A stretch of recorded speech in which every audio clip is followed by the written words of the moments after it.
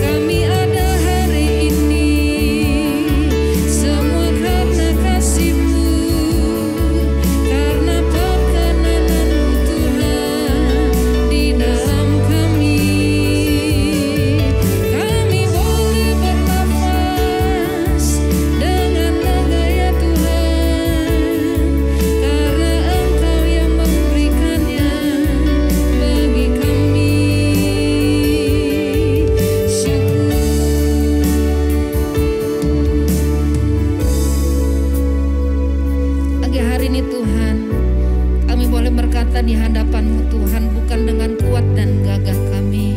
Kami ada dan berdiri sampai dengan saat ini. Kami percaya Tuhan, kalau bukan karena tangan Tuhan yang hebat dan kuat menyertai setiap kehidupan kami, maka semua apa yang kami lakukan adalah sia-sia di hadapan Tuhan. Pagi hari ini kami mau mencari wajah Tuhan. Kami mau menantikan perkenanan Tuhan turun atas hidup kami. Dan kalau sampai hari ini Tuhan memberikan kami waktu, kami percaya Tuhan sedang memberikan kami kesempatan untuk mendekat kepada Tuhan. Oleh sebab itu Tuhan, kami mau bersyukur dan bersyukur, berterima kasih atas setiap anugerah kasih sayang Tuhan. Setiap kita orang-orang yang mengalami berkat Tuhan, boleh angkat kedua tanganmu di hadapan Tuhan dan nyatakan Dia sekali lagi dalam hidupmu. Ku sembah Kau Allahku, Bapa dan sahabatku,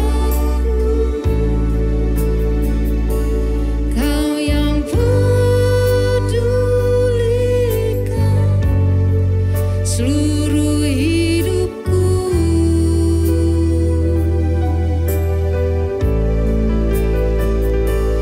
Walau lewati lembah, aku tak ditinggalkan. Yesus kekuatan di hidupku.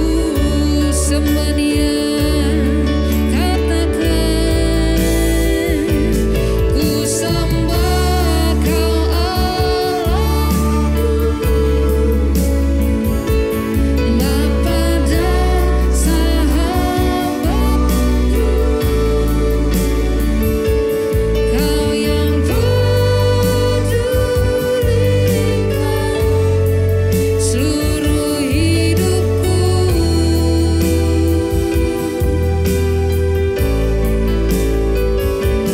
Walau lewati lembah, aku tak ditinggalkan. Yesus kekuatan di hidupku. Hanya Engkau satu-satunya kekuatan bagi hidup kami. Yesus kekuatan,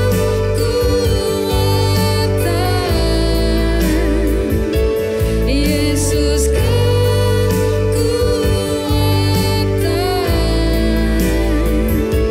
Yesus kekuatan di hidupku. Mari berikan sorak-sorai, katakan haleluya, haleluya Tuhan. Di pagi hari ini Tuhan, kami percaya berkat Tuhan masih ada dan nyata atas setiap kehidupan kami. Dan oleh sebab itu Tuhan, pagi hari ini kami menyerahkan seluruh kehidupan kami untuk kami bawa ke dalam tangan Tuhan. Dan kami mau bersorak-sorai, sebab sukacita dan kekuatan kami hanya ada di dalam nama Tuhan Yesus Kristus. Dan di dalam nama Tuhan Yesus Kristus, kami sambut kehadiran Tuhan yang siap untuk memberkati dan menjamah setiap kehidupan umat-Mu. Haleluya, amin. Saudara bersuka cita karena Tuhan, amin. Seberapa banyak saudara yang antusias berjumpa dengan Tuhan pagi hari ini? Boleh kita kasih tepuk tangan dari rumah saudara. Haleluya. Berkat Tuhan selalu tercurah bagi setiap orang-orang yang mengasihi dan berharap hanya kepada Tuhan. Mari dengan satu hati kita bawa persembahan hidup kita, korban syukur kita hanya bagi nama Tuhan Yesus Kristus. Haleluya.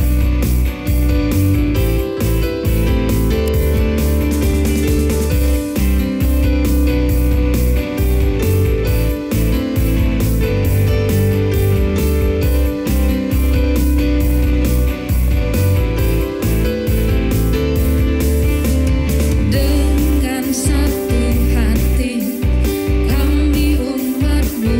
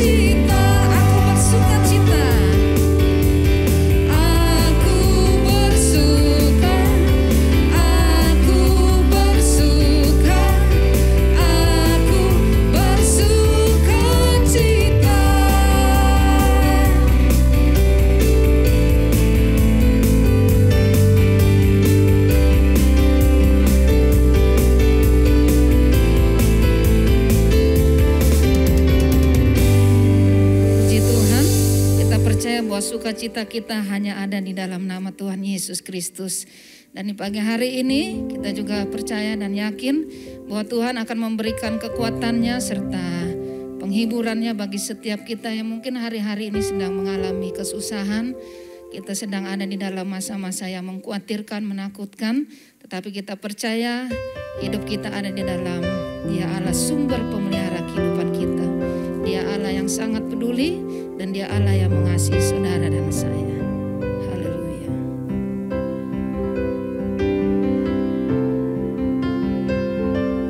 Ku tahu Bapa peliharaku, Dia baik, Dia baik. Ku yakin Dia selalu sertaku. Dia baik bagiku. Ku tahu Bapa peliharaku, Dia baik, Dia baik. Ku yakin Dia selalu sertaku. Dia baik bagiku. Lewat badai cobaan, semuanya mendatangkan kebaikan. Ku tahu Bapa peliharaku, Dia baik bagiku. Mari naikkan pujian ini dengan iman percaya saudara bahwa Tuhan Yesus satu-satunya pemelihara atas kehidupan setiap umatnya. Ku tahu Bapa peliharaku, katakan Dia baik. Ya, Kau baik Tuhan. Ku yakin Dia selalu sertaku. Dia baik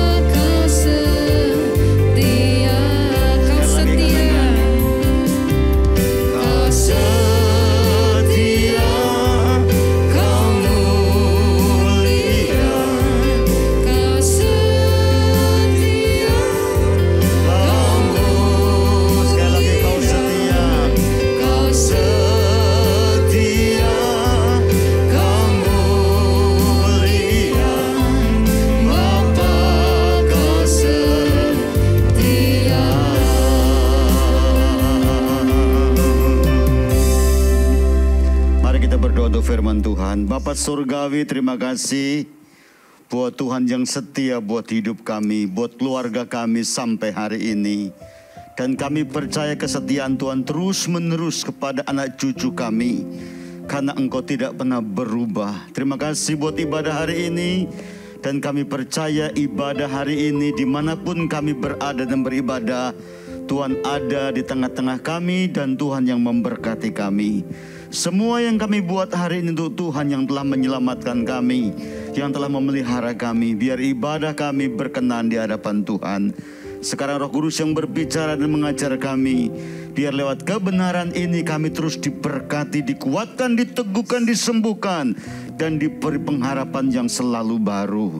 Berbicaralah, berkati hamba-Mu untuk memberkati sidang jemaat Tuhan hari ini. Dalam nama Yesus aku berdoa dan bersyukur. Haleluya. Amin. Baik, salam Bapak Ibu yang diberkati Tuhan, dimanapun Bapak Ibu beribadah hari ini di rumah tangga masing-masing. Kiranya ibadah hari ini ibadah yang terberkati dan Tuhan dipermuliakan. Baik, kita akan belajar firman Tuhan hari ini dari kisah Elia dan janda di Sarfat di dalam kitab 1 Raja-Raja pasal 17.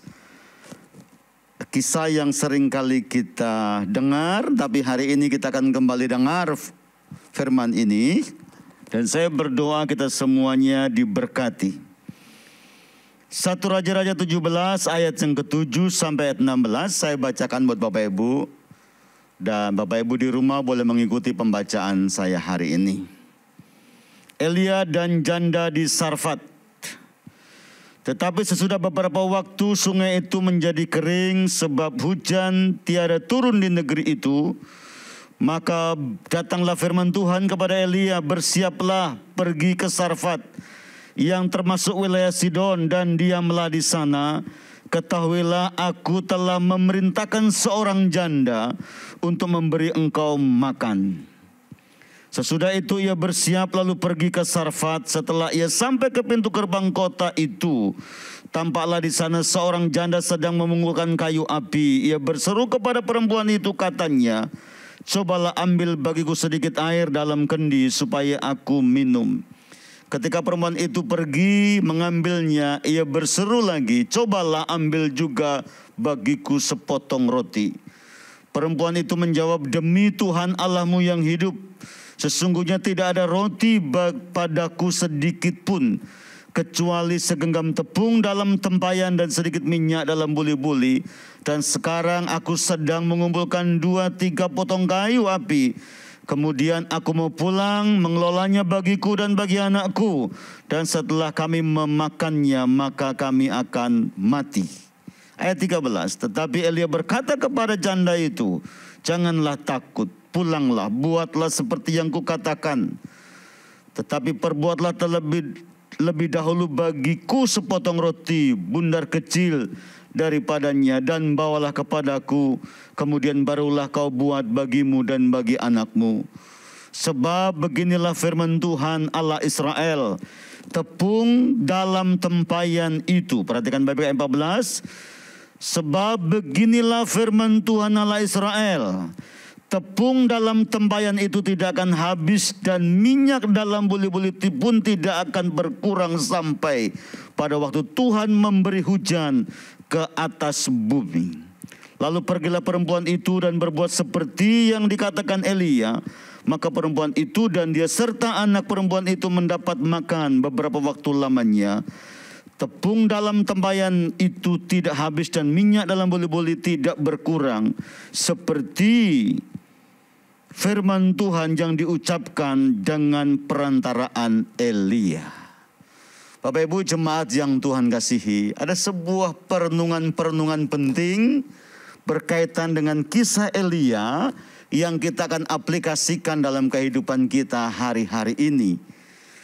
Apa yang kita akan pelajari dari kisah Elia dan janda di Sarfat? Ada beberapa hal yang kita merenungkan. Yang pertama begini, kenapa Tuhan pelihara Elia justru melalui seorang janda yang ada di Sarfat? yaitu di tanah Sidon. Asal mula Isabel punya tempat, istri Ahab. Kenapa Tuhan tidak memelihara menyatakan mujizat di Israel saja, di Israel Utara waktu itu pemerintahan Ahab? Kenapa Elia disuruh Tuhan meninggalkan sungai Kerit dan berpindah ke Sarfat ke daerah Sidon? Kenapa Tuhan lakukan itu? Kenapa kok Tuhan tidak membuat mujizat di Israel saja? Kenapa harus ke daerah wilayah lain di luar Israel? Apakah di Israel tidak ada janda miskin? Apakah di Israel tidak ada kekurangan? Apakah di Israel tidak ada sebuah kebutuhan mujizat sehingga Tuhan harus bawa Elia membuat mujizat di luar Israel? Sama dengan kisahnya di zaman sesudah Elia, yaitu Elisa. Justru Elisa membuat mujizat menyembuhkan orang kusta yang bernama Naaman itu adalah di luar Israel. Kenapa tidak di Israel? Apakah di Israel tidak ada orang kusta? Kok Elisa harus menyembuhkan orang kusta di luar Israel? Di Israel terjadi kekeringan, terjadi kelaparan, butuh mujizat, butuh makan, butuh kehidupan. Di Israel juga banyak orang-orang sakit kusta, orang-orang sakit banyak. Tapi persoalannya kenapa kok Tuhan tidak buat itu di Israel? Kenapa justru Tuhan dibuat di luar Israel, termasuk mujizat yang dialami oleh Elia? Jawabannya pada kitab Raja-Raja pasal yang ke-16. Ayat yang ke-20, ayat yang ke-30. Alkitab berkata begini. Ahab, raja Israel itu saudara, bin Mori, melakukan apa yang jahat di mata Tuhan, lebih daripada semua orang yang mendahulunya, lebih dari raja-raja sebelumnya. Ayat 31. Seakan-akan belum cukup ia hidup dalam dosa-dosa Yerobeam bin Nebat, maka ia mengambil pula Isabel, anak Etbaal, orang Sidon, menjadi istrinya, sehingga ia pergi beribadah kepada Baal dan sujud menyembah kepadanya. Kemudian ia membuat mezbah untuk Baal di kuil Baal yang didirikan di Samaria. Sesudah itu Ahab membuat patung Asyera, dan Ahab melanjutkan bertindak demikian sehingga ia menimbulkan sakit hati Tuhan Allah Israel lebih daripada semua raja-raja yang mendahulunya. Kenapa Tuhan tidak buat mujizat dan memelihara Elia di Israel? Sekali lagi, bukan karena Tuhan tidak mengasihi Israel. Justru sebaliknya. Karena hati orang Israel, pemimpin Israel, Ahab namanya, hatinya sudah tidak berpaut lagi kepada Allah. Dan membawa orang-orang Israel yang dipimpinnya berbalik dari Allah. Dan mencoba untuk mencari penyembahan yang lain yang disebut Baal itu. Itulah sebabnya terjadi kekeringan. Terjadi kekurangan, terjadi musibah bencana yang sangat besar. Dan Tuhan tidak menyatakan mujizat dan kuasanya. Kenapa? Karena hati Israel jauh dari hatinya Allah. Bukan lagi Israel menyembah Allah. Bukan lagi Israel beribadah kepada Allah yang benar, yang telah memimpinnya, memberkati nenek moyangnya. Justru di zaman Ahab, Ahab lebih jahat, melukai hati Tuhan dan menyakiti hati Tuhan. Itu sebabnya Bapak Ibu yang Tuhan kasih, kalau Israel di zaman Ahab tidak melihat mujizat, dan Tuhan membuat mujizat di tempat lain untuk memelihara Elia, bukan karena Tuhan tidak mengasihi, tapi karena orang Israel hatinya tidak berpaut kepada Allah. Harusnya di masa-masa sukar, harusnya orang Israel harus semakin cinta kepada Tuhan. Di masa-masa sulit, harusnya orang Israel berbalik kepada Allah dan bukan kepada Baal. Harusnya orang-orang Israel di masa-masa sulit harus mengkaitkan hati, pengharapannya, hidupnya kepada Allah. Menjadikan Allah sumber berkat atas segala-galanya. Tapi sebaliknya, Israel justru menjauhkan hidupnya dari sumber kehidupan Allah sendiri. Bapak Ibu yang Tuhan kasihi, saya berdoa dan berharap di masa-masa sulit hari ini, justru hati kita tambah hari tambah melekat kepada Tuhan.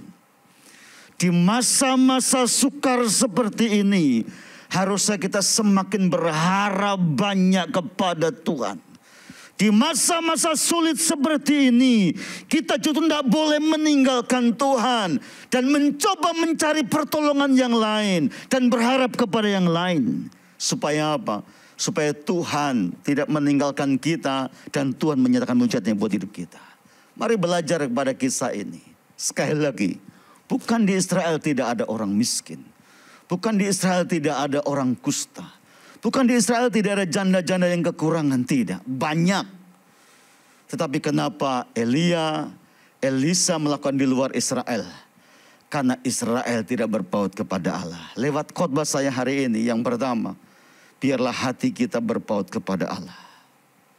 Apapun pergumulanmu, apapun tantanganmu, apapun yang sedang kau hadapi, mari berpaut kepada Allah. Sadar, kekuatan kita terbatas, kemampuan kita terbatas. Kita tidak bisa mengatur hidup kita.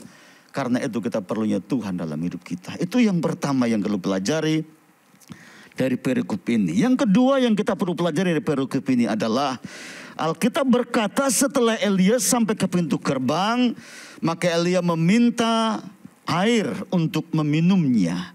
Dan janda itu pergi ke rumah. Elia berkata sekali lagi, jangan hanya air, kalau bisa sepotong roti. Dan buatlah itu untukku terlebih dahulu dan untukmu dan untuk anakmu. Maka jawab janda ini berkata, kami tidak punya banyak, kami hanya punya sedikit. Kira-kira begitu.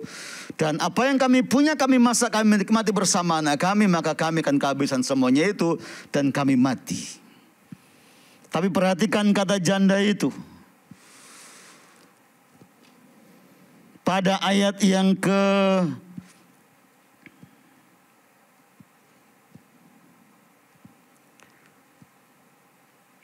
ayat yang ke-14, tetapi firman Tuhan kepada Allah Israel, tepung dalam tempayan itu tidak akan habis, dan minyak buli-buli itu pun tidak akan berkurang sampai pada waktu Tuhan memberikan hujan ke atasmu. Lalu pergilah perempuan itu berbuat seperti yang dikatakan Elia. Saudara, pelajaran yang kedua dari kisah ini yang kita perlu pelajari adalah begini, bahwa Elia dan janda Sarfat ini dipelihara dalam ketaatan dan melakukan firman. Perhatikan baik-baik.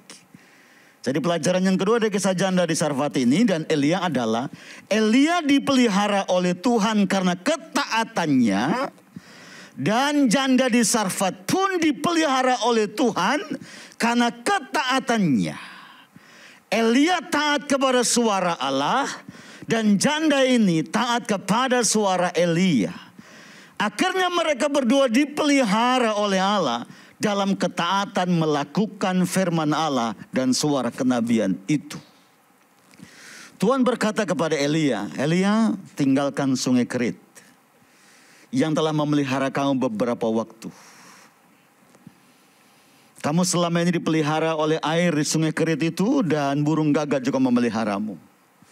Sekarang sungai itu sudah mulai mengering karena situasi. Dan burung gagak tidak akan lagi memelihara engkau. Sekarang pergilah ke wilayah Sarfat. Di sana ada seorang janda akan pelihara kamu. Perhatikan baik-baik. Elia mengikuti apa yang Tuhan perintahkan. Saudara yang Tuhan kasihi, apa pelajaran yang dipetik dari sungai Kerit? Sungai Kerit adalah tempat di mana Elia bergantung sepenuhnya. Duduk di situ menantikan air dari sungai Kerit dan pemeliharaan burung gagak itu setiap hari. Terus demikian terpelihara oleh sungai Kerit dan burung gagak. Pada akhirnya itu berhenti juga. Dan Tuhan berkata, sungai Kerit sudah berhenti, burung gagak sudah berhenti. Sekarang ada cara baru yang Tuhan buka buat kamu. Pergi. Ada pemeliharaan yang berikutnya. Saudara dengar baik. Kalau hari-hari ini engkau sedang diperhadapkan dengan sungai Keritmu yang sudah tidak ada airnya lagi. Kalau burung gagak yang melayani engkau sudah tidak ada lagi. Dengar. Kalau ini menjadi sumber mata kehidupanmu, sumber kehidupanmu. Dengar baik, ini penting. Engkau tidak usah takut. Engkau tidak usah takut. Kalau burung gagak yang setiap hari menghantar makanan. Kalau sungai Kerit yang tiap hari memunculkan kehidupan kehidupan itu air itu. Dan sekarang mulai sudah tidak ada lagi. Saudara tidak usah takut. Tuhan punya cara baru memberkati Anda di masa-masa sukar. Percayalah. Percayalah. Saudara tidak usah menangis, tidak usah menyesali sebuah pekerjaan yang selama ini menjadi sumber kehidupan saudara dan pada akhirnya saudara berkata di PHK atau saudara gak kerja lagi. Saudara mulai stres dan nangis. Saudara tidak usah takut, tidak usah khawatir. Sungai Kerit dan burung gagak itu Tuhan yang punya. Jadi kalau suatu saat sungai Kerit dan burung gagak ada persoalan dan saudara tidak lagi menikmati dari hasil itu. Saudara tidak usah takut. Saudara tidak usah cemas, tidak usah khawatir. Tidak usah stres di dalam situasi seperti ini. Saudara harus percaya pemeliharaan Tuhan itu hebat dan luar biasa. Tuhan punya banyak cara memberkati kita. Susah diselami pikiran Allah dan karya-karyanya. Saudara dengar sejarah Israel dari zamannya Abraham, Ishak dan Yakub, Musa, terus sampai kepada Daud. Bagaimana Israel dan orang-orang percaya diberkati di masa-masa yang sulit, masa-masa yang sukar. Abraham dan Ishak diperhadapkan dengan kelaparan. Yakub diperhadapkan dengan sebuah kelaparan. Musa diperhadapkan dengan jalan buntu, laut Teberau yang buntu. Dan padang gurun yang sulit untuk mendapatkan kehidupan. Seolah-olah mereka tidak punya harapan di padang gurun. Tapi dengar baik. Di tangan pemeliharaan Tuhan. Tuhan bisa menciptakan sumber-sumber baru. Di dalam kitab Kejadian tentang kisah tentang Ishak. Pada waktu dia menghadapi kelaparan dan kesulitan dalam ekonomi. Ishak tetap tinggal di daerah itu Tuhan suruh. Dan mulai bekerja keras. Dan pada akhirnya Ishak membuka sumur-sumur kembali yang dulu pernah dibuat oleh Abraham ayahnya. Ditimbun oleh musuh, dibuka kembali. Dan Tuhan bisa memberikan kehidupan. Pada akhirnya Alkitab berkata apa? Ishak menjadi kaya dan semakin kaya dan bertambah kaya di zamannya. Jadi kalau hari ini saudara sedang diperhadapkan dengan usahamu ditutup ya. Tokomu ditutup. Pelangganmu mulai berkurang. Ya, air sungai Kerit itu mulai mengecil sumbernya. Dan burung gagak pelanggan-pelanggan yang dikirim selama ini oleh Tuhan dan mulai berkurang dan tidak ada. Saudara tidak usah stres, saudara tidak usah bingung, saudara tidak usah takut, tidak usah cemas dan tidak usah marah sama Tuhan. Dan mulai berkata, dan saya mau ke gereja lagi. Jangan, no. Perhatikan, sungai Kerit menjadi kering dan burung gagak itu mulai tidak mengirim makanan. Tuhan berkata kepada Elia, pergi. Ada berkat berikutnya yang memelihara kamu. Pergi, ada berkat berikutnya yang memelihara kamu. Luar biasa. Tuhan tidak pernah membiarkan umat pilihannya tidak punya harapan dan jatuh dalam kematian kelaparan. Itu sebabnya dia pergi ke janda di Sarfat. Alkitab berkata secara logika, secara pola pikir sama. Dia menemukan seorang janda yang miskin. Tetapi perhatikan baik-baik, dalam kondisi seperti itu, Elia mencoba untuk menguatkan imannya. Dan Elia memperkatakan perkataan-perkataan yang memiliki pengharapan. Elia berkata kepada janda dan berkata, buatlah makan buat aku, layanilah aku terlebih dahulu. Dan nanti kamu tidak akan pernah kekurangan sampai kamu melihat keajaiban sampai selesai musim kemarau ini.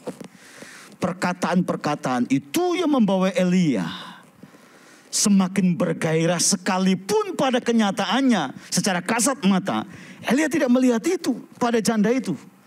Yang dilihat Elia di mata janda itu adalah kemiskinan, tidak punya apa-apa. Tetapi perkataan Elia, buatlah buat aku, utamakanlah aku, dan kamu akan melihat keajaiban Tuhan sampai kamu berlimpah-limpah. Saudara, di masa-masa sukar seperti ini, bukan keluh kesah dan keputusasaan yang kita munculkan, tetapi perkataan-perkataan yang menguatkan, perkataan-perkataan iman, perkataan-perkataan memberikan harapan. Hei suami-suami, perkatakanlah perkataan-perkataan pengharapan, perkataan-perkataan yang membangun iman, perkataan-perkataan yang menguatkan istri dan anak-anak. Hei istri-istri, perkatakanlah perkataan-perkataan yang membangun semangat gairah suamimu yang sedang bekerja keras. Mungkin sungai keritnya sudah mulai kering, mungkin burung gagaknya sudah tidak lagi menghantar berkat. Perkataan yang hebat, yang menguatkan. Maka suamimu, istrimu dan anak-anakmu di rumah tanggamu akan kuat dan diberkati oleh Tuhan. Dalam situasi seperti ini, tidak perlu saling menyalahkan. Justru dalam situasi seperti ini, saling menguatkan dan meneguhkan. Saudara dengar, dengan perkataan Elia, maka janda tersebut melakukannya. Janda itu berkata, demi Allahmu yang hidup, demi Tuhanmu Allah Israel dan perkataanmu itu, aku akan mengerjakannya. Sebuah resiko. Secara logika, dimakan Elia, dimakan janda dan anak, habis selesai. Tapi sekali lagi, Elia dan janda Sarfat ini dipelihara dalam ketaatan melakukan firman Allah. Elia dan janda Sarfat ini terpelihara karena imannya kepada Allah Israel. Karena itu hari ini menghadapi pergumulan hidup yang sulit, yang sukar ini, saya sebagai hamba Tuhan, sebagai gereja Tuhan, mau menyampaikan kepada kita jemaat yang Tuhan kasihi, taat sama firman, ikuti firman, ikuti Tuhan punya cara, ikuti Tuhan punya mau, percayalah. Tuhan tidak pernah berdusta, Tuhan tetap pelihara kita dengan baik. Kepada Yosua Tuhan berkata, jangan menyimpang ke kanan dan ke kiri. Ikuti firman, maka kau akan tetap beruntung sekalipun di depan kamu ada pergumulan yang sangat besar. Bapak Ibu yang Tuhan kasihi, mari belajar percaya. Kalau kita taat dan setia dan tertanam di dalam firman, kita akan diberkati Tuhan. Tuhan punya banyak cara menolong kita dalam kekuatan kuasanya. Yang ketiga Bapak Ibu, yang perlu kita pelajari dari ayat yang kita baca tadi, perhatikan pada ayat yang ke-16. Tepung dalam tempayan itu tidak habis dan minyak dalam buli-buli itu tidak berkurang. Seperti, perhatikan, seperti firman Tuhan yang diucapkannya dengan perantaraan Elia. Perhatikan. Tepung dalam tempayan itu dan minyak dalam buli-buli itu tidak habis-habisnya. Seperti yang diperkatakan, seperti firman yang diperkatakan oleh Elia. Di dalam kitab Yohanes pasal 1 dikatakan pada mulanya adalah firman, firman itu bersama-sama dengan Allah, dan firman itu adalah Allah. Ayat 3, segala sesuatu dijadikan oleh firman, dan tanpa firman tidak ada sesuatu yang jadi. Dan firman itu adalah Dia, Yesus Kristus. Firman yang diucapkan Elia itu menjadi sumber kehidupan, menjadi mukjizat yang nyata di tengah-tengah keluarga janda Sarfat ini. Saudara, mari mengerti ini. Ini sebuah kebenaran yang tidak bisa terbantahkan kebenarannya, dan ini mutlak adanya. Firman ini adalah pribadi Allah. Firman ini adalah kekuatan Allah. Dan firman ini adalah benar Dan firman ini iya dan amin. Apa yang disampaikan firman pasti terjadi dan tidak pernah berubah. Yesaya berkata begini, adakah kau lihat embun yang dari langit turun ke bumi dan kembali ke atas? Demikianlah firmanku, apa yang kuucapkan kepadamu tidak pernah kembali dengan sia-sia. Jadi kalau Tuhan berbicara sesuatu, pasti digenapi. Wanita ini dipelihara berkecukupan bahkan lebih karena firman yang hidup yang diucapkan oleh Elia. Apalah artinya kita beribadah? Apalah artinya kita punya Alkitab? Apalah artinya kita mendengar firman kalau kita tidak percaya sepenuhnya kepada perkataan firman? Alkitab berkata yang berbahagia mereka yang mendengar dan melakukan firman. Jadi hari ini saudara dengar baik, ini penting buat kita. Kekuatan kita, sumber hidup kita di masa-masa sulit ini hanya satu. Yaitu firman Allah yang diucapkan oleh Elia. Firman Allah yang diucapkan oleh Yesus Kristus. Firman Allah yang hari ini kita dengar. Dan saya percaya kalau hari ini kita sungguh-sungguh dengan firman, kita akan diberkati dengan luar biasa. Pemazmur berkata orang yang ditanam di tepi aliran-aliran sungai, dia akan menghasilkan buahnya dan tidak pernah layu daunnya. Apa saja yang dibuatnya menjadi berhasil. Mungkinkah kita bisa kuat, teguh dan terberkati bahkan lebih di masa sukar? Bisa. Karena firman Allah mengatakannya. Karena itu hari ini dengar baik, ini penting buat kita. Mari kembali pegang firman. Di dalam kitab Matius pasal ke-7 dikatakan begini. Kalau orang mendirikan rumah di atas batu karang, maka tidak akan mengalami kehancuran, tetap kokoh. Tetapi kalau orang mendirikan rumah di atas pasir, akan mengalami kehancuran dan akan mengalami kebangkrutan. Demikianlah kalau kita membangun hidup di atas firman, atas percaya kita dengan firman, kita akan kokoh sekalipun badai topan menerpa hidup kita. Kita akan kokoh karena di atas firman yang kuat, yang teguh, yang perkasa, yang kekal itulah, yang ilahi itulah kita membangun hidup kita. Sekali lagi, baca firman, renungkan firman, lakukan firman. Maka saudara akan mengalami yang namanya berkat-berkat seperti yang dialami oleh janda di Sarfat dan oleh Elia. Sekali lagi Bapak Ibu yang Tuhan kasihi, biarlah lewat firman hari ini kita semua diberkati Tuhan. Tidak usah cemas, tidak usah takut. Justru kita semakin sungguh-sungguh dengan Tuhan di masa sukar ini. Jadi lewat firman hari ini 3 hal penting yang kita pelajari. Ingat, justru di masa sukar kita harus berpaut kepada Tuhan. Jangan tinggalkan Tuhan. Yang kedua, perhatikan baik-baik. Hiduplah dalam ketaatan akan firman dan lakukanlah itu. Karena Anda akan terpelihara di saat Anda taat kepada suara Tuhan. Yang ketiga, belajarlah percaya kepada firman Allah. Karena firman itu hidup dan firmanlah yang menjadikan segala sesuatu. Dunia ini ada, keselamatan ada karena firman buat kita orang-orang percaya. Kiranya firman ini meneguhkan kita dipelihara oleh Tuhan dari pergumulan hidup kita yang semakin sulit ini.